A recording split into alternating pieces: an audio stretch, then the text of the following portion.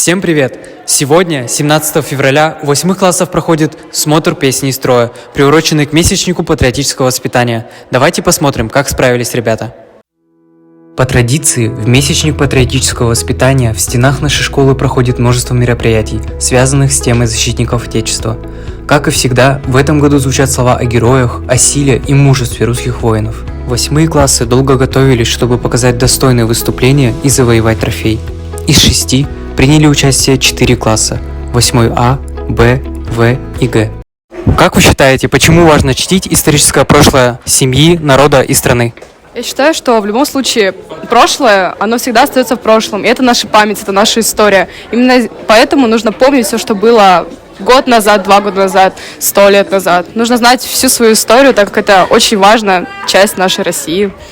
Смотр песни из строя под названием «Помним, гордимся, чтим традиции» открыл коллектив 9 Б класса, победители городского конкурса «Звездный класс-2022», победители окружного смотра песни из строя 2023, призеры городского смотра песни из строя 2023, участники Парада Победы 2023. Уверенно и бойко командиры сдавали рапорт и также уверенно отдавали команды. Победителем в номинации «Лучшее исполнение строевой песни» стал коллектив 8 А класса. В номинации «Лучший командир» одержал победу Сенюшкин Денис, ученик 8 Г класса. Расскажи, пожалуйста, как проходила подготовка ко дню смотра песни из строя? Подготовка проходила очень, сложно. Было поначалу тяжело, потом, нам показали, какие надо упражнения делать. Мы делали, и вот сейчас будем маршировать.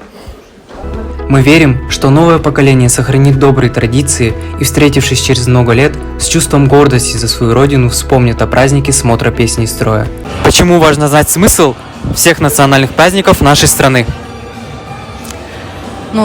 Наша страна многонациональная, поэтому, чтобы не попасть в неприятные ситуации, не нарушить ненароком чей-то обычай, мы должны знать все обычаи всех народов.